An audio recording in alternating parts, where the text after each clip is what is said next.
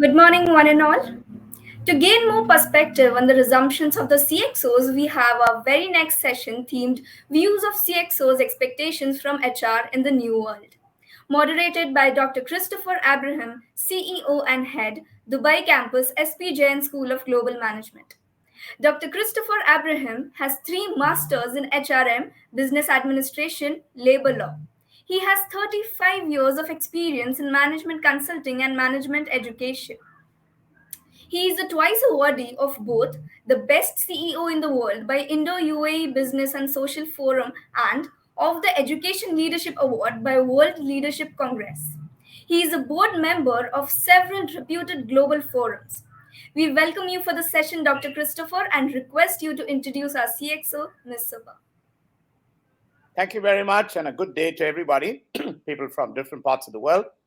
Today is going to be a very exciting day where we are going to look at the role of human resources from the perspective of technology. And who else to chat with us on this critical topic than an absolutely amazing Chief Technology Officer from one of India's best-known IT brands, Wipro.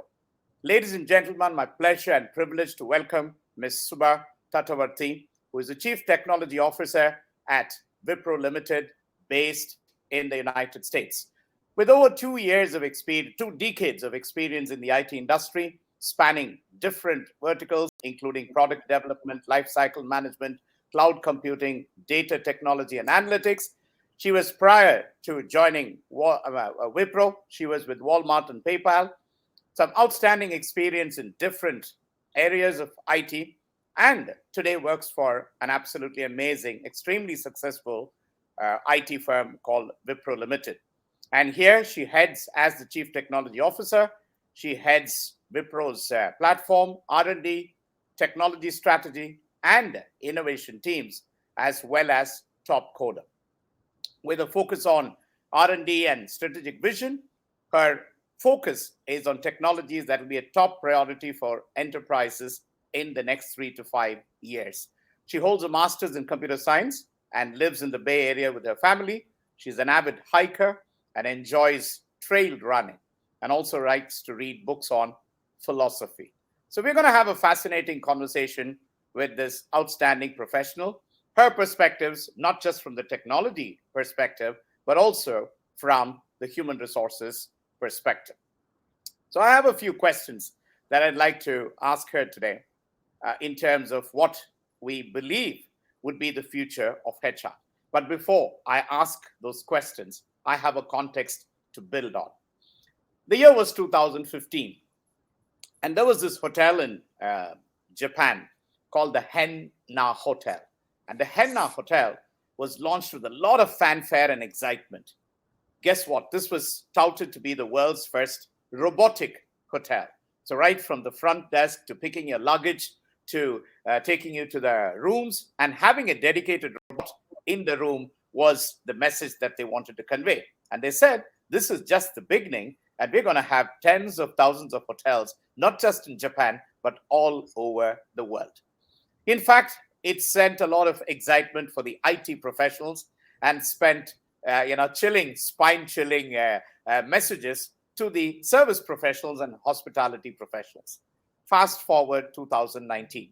There was a beautiful message on the headlines of leading newspapers which said, Henna Hotel has decided to terminate 50% of its robotic workforce. And they're going back to the human only. I think that's a beautiful context to the conversation today. Yes, there's a lot of things that IT can do for us. There's a lot of things artificial intelligence and blockchain and robotics and whatnot can do for us. But I think human resources, the human, still remains relevant, still remains critical. And this morning, I'm going to ask some very interesting questions to our professional from the IT industry, a technology person, but I'm sure she works for a company where she handles not just robots, not just artificial intelligence, but also speaks about the concept of what we call the human technology interface. So that's the context on which we would like to start the first question. Ms. Subha, if I may ask you this question, that in the current context of artificial intelligence, blockchain, and robotics, with specific reference to the function of human resources. Because today, human resources is now being influenced by these technologies. Tell me, what do you really think would be the role of human resources in a world that is now being driven by artificial intelligence and other technologies? Over to you, Ms. Subha. Well, thank you. Firstly, thank you for such a warm introduction, Dr. Christopher. It's a pleasure and an honor to be on this platform and this forum, and thank you for inviting me. I'm. I, you've already said it and and said the context so amazingly well. Um, you're absolutely right.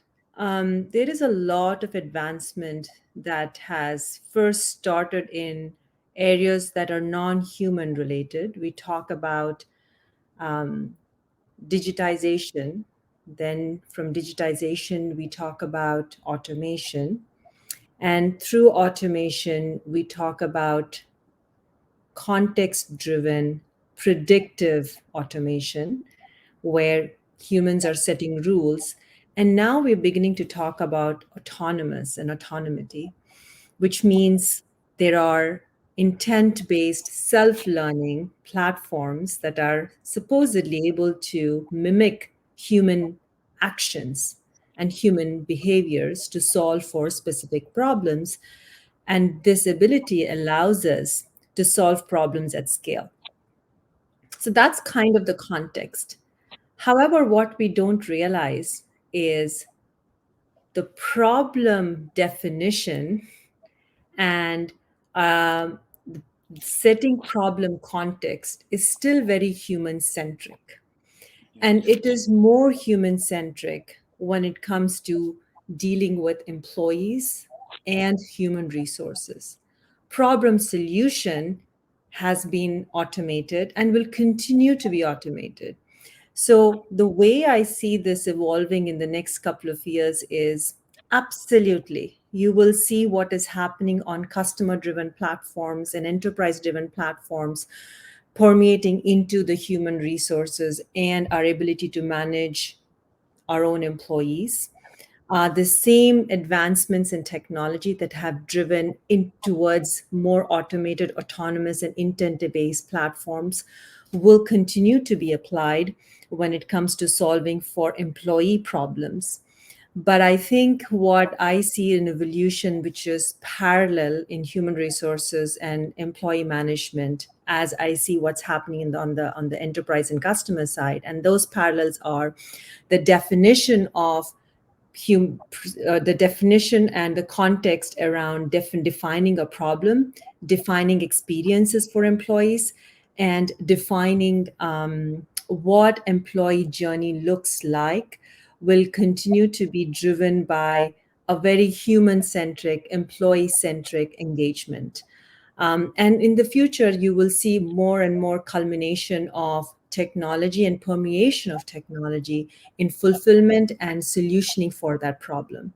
And that's how I see an evolution. And I think we are still ways away from truly making this all autonomous, going back to your example, and very robotic, till we are able to really emulate human emotions. But when it comes to employee experiences, I continue to see an extremely hybrid world where you will see a strong culmination and complementing skill sets of intent based platforms culminating potentially with significantly sharpened human problem definition. Brilliant. Brilliant. I mean, I think you put it so beautifully. The definition of the problem vis-a-vis Mhm. the solution of the problem. So I think the definition is still very human. And I come from a design thinking background, so I can easily relate to it, saying that yes. And that's seriously where I think the human wisdom, I wouldn't want to use the word intelligence, human wisdom comes in to identify. And the second important dimension you touched upon was the power of emotions. Now, in spite of all the advances in effective computing, I'm still I think we're way behind when it comes to actually, because you can replicate a human emotion, but you can't replace it. It still has to be human. And that's exactly what we have seen even during the pandemic, that we wanted to connect with each other as human beings. So, brilliantly put, problem definition human, problem solution complemented with technology. Very well said. Superb. Now, my next question to you is, as a senior executive, you've seen this. 20 years, you've been with some of the world's most outstanding organizations like PayPal, Walmart, and now with Wipro, which I believe, in my own opinion, an outstanding international organization. We're driven by values, driven by purpose, whatever. You work as a CTO there. And so, if as a C-suite executive who's now driving technology, but you're also part of the receiving end because HR is influencing, HR's practices, policies are influencing you. So as a C-suite executive, what do you expect from HR, especially in the post-pandemic era? I think we've learned a lot of lessons, many exciting, good lessons, many lessons on how not to do things. So from Mhm. that perspective, what is your expectation as a CTO? I know you're leading large numbers of teams, which are people at the end of the day. So, what is your expectation from HR as a CTO at Wipro? You know, I think that's a great question. I think I would say it's just not my expectation. I think it's every employee's expectation. Let me rephrase the problem Right. and say, what is the every employee's in today's age, day and age? What is an employee expectation or of an HR organization? I think the very first step would be for us to start thinking of employees as yet another customers. We've always talked about our customers, customer centricity. We talked about how customers comes first. We always talk about it's in Wipro's DNA. We talk constantly about how we serve our customers first. We're also talking now about our employees are our bigger customers, our first customers. In fact, they are, if we start to treat our employees as our customers, how would that be? Because eventually, employees work for a company not necessarily for pay, money, problem. They work because they feel a sense of belonging. And that comes by creating that extremely valuable experience. And that experience is not just human, but it's also tools. Making sure that anytime an employee starts through the employee journey, starting from interview through negotiation, through onboarding, through the employee journeys, and eventually through exit. And then eventually after exit, as you track an employee, and as Google does, the idea that we are able to capture an employee journey before they become your employees through their tenure as an employee, and eventually once they've exited and they have gone to another place as your ex-employee, that journey and how that journey is enriched, enhanced through going back to our previous conversation, problem definition or employee experience definition, through building the right ecosystem of tools and capabilities and experiences, and eventually serving those experiences so an employee's process becomes so frictionless, whether it is again through onboarding, through leave policies, through whatever it takes. And that frictionless experience is what I would expect as an employee of an organization from my HR, and that in facilitating and enabling that experience as an employee. Superb. As a leader of an organization like Wipro, it's my job to make sure that I work with my HR to make sure that we are able to implement it for every employee in the organization. So I would just pause there because I think anything else I would be repeating myself. Super. Super. No, you put it so beautifully that the first understanding is that the employee is Hmm. a customer. And when you said that, I was reminded of another company in the tech industry, which actually made an audacious, very bold statement a few years back. It was Hmm. Vineet Nair who was heading HCL Technologies at that time. And he said, employees first.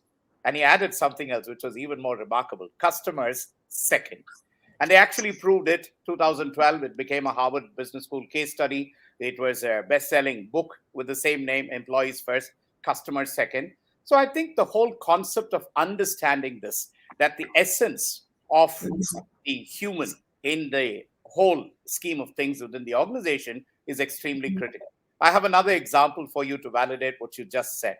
This is from, again, the IT industry, the largest statistical software company in the world, SAS.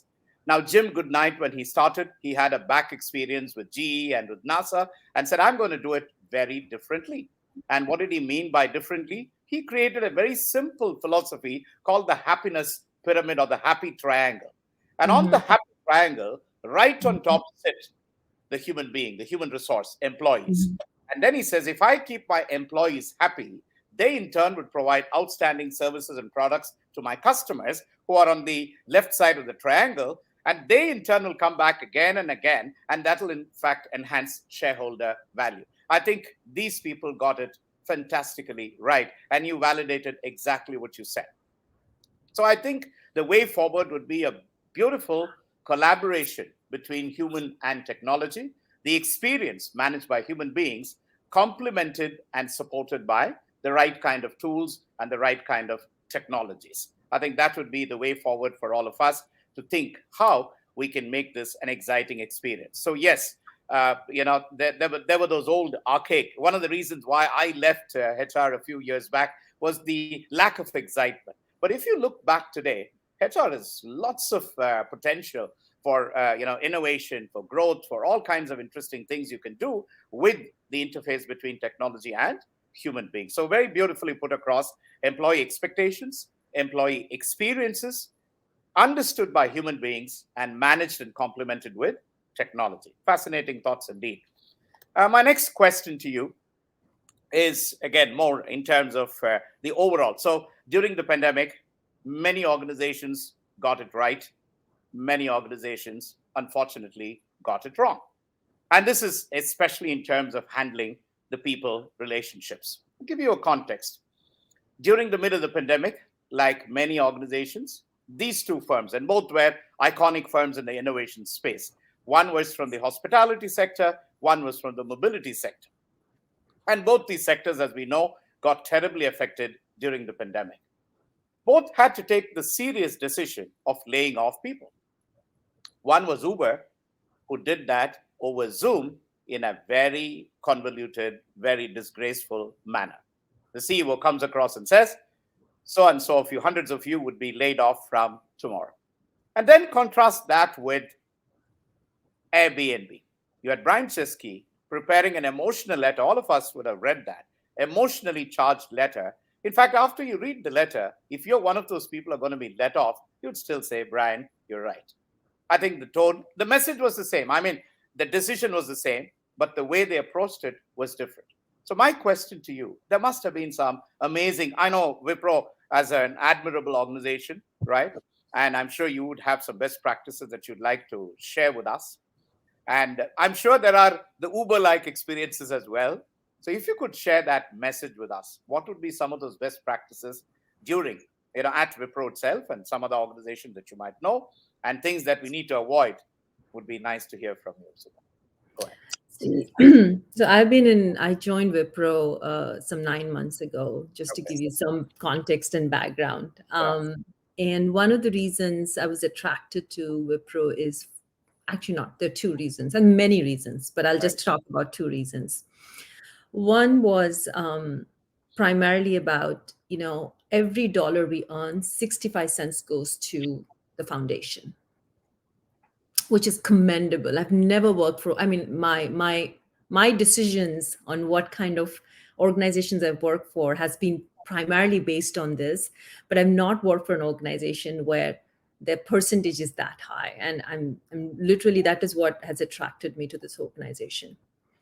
The second is that if we talk about growth mindset in management terminology, we all talk about growth mindset, how we need to fail fast, how we learn from our failures. And, it's every experience, whether it's eventually a success or a failure, is if you're learning, it's growth experience or it's growth mindset. But I've not seen an organization that has that growth mindset. And I think Wipro is one of those organizations. In my conversations, and once I've joined this organization, I realized how Wipro's DNA, the founder DNA is that growth mindset DNA. And that says a lot. An openness to new ideas, openness to change, openness to learn, openness to constantly evolve. I think that's always fascinated me since I've joined, and it continues to fascinate me. So, specifically to your question with that context, I know how many of you know this, and probably have already heard about it. We actually converted one of our locations in Pune into a 450 bed hospital, and we delivered approximately 650 million plus meals, serving 8.3 million households. We we had a SOAR task. Our CHRO Saurabh and his team ran a task force to mobilize 102 million vaccines across our through in India, primarily in India, by working through the governments and the local authorities. If you really start thinking about everything we've done so far, it's been two things come to mind. One is the ability, going back to the same founding two principles I highlighted. Of course, there are many. One is the whole idea around giving back. And second is that growth mindset. Very quickly, we realized there is an adversity that is affecting all our employees. The global HR team mobilized the workforce, very quickly created a task force, and make sure not only did we reach our own employees and made sure that every one of them has all the tools, all the resources they need, both affected and not affected, but across the board, outside of the Wipro community at large as well. The other couple of things we did was we actually have implemented a work from home policy. I'm sure you all heard about it, but at the same time, it's, we are asking people to come back only if they're vaccinated, only if they want to. We've also implemented a very flexible leave policy. We have implemented many programs that helps families of affected employees that are not there with us anymore. We have rolled out many programs to help their spouses to come back into the workforce. The kind of measures that our organization has taken at that massive scale, mobilizing resources and literally taking a hit on our own bottom line, didn't really matter because that was the right thing to do at the time, has really served. Going back to those employee experience, right? Where do we start? When we start treating our employees as our own, as we start treating our employees as our, more than in this case, customers, I think you start seeing what is the true DNA of the organization. And I think that's where I feel that the company and the founders and the employees have done some amazing work. And I guess that's what makes me come to work every day and do what I do and be part of these wonderful chats, so I can share our story. Beautiful. I mean, you just really put it across so wonderfully, and I think Wipro is a great example of what I call the most relevant contemporary management philosophy, which is moving from profit centricity to purpose and people centricity. So I think you guys live that adage. And at the end of the day, it also translates into bottom line. Part of my research is in that area where being nice to stakeholders or stakeholder centricity, doing value driven, ethics driven, purpose driven initiatives actually translate into bottom line. And Wipro, represented by you, is a classic example of that philosophy. And I think that's where we need to understand that doing good. In fact, there's a recent book by former chairman of Unilever called Net Positive, where he talks about when an organization has to impact society, it's not about doing less evil, but it's about doing more good.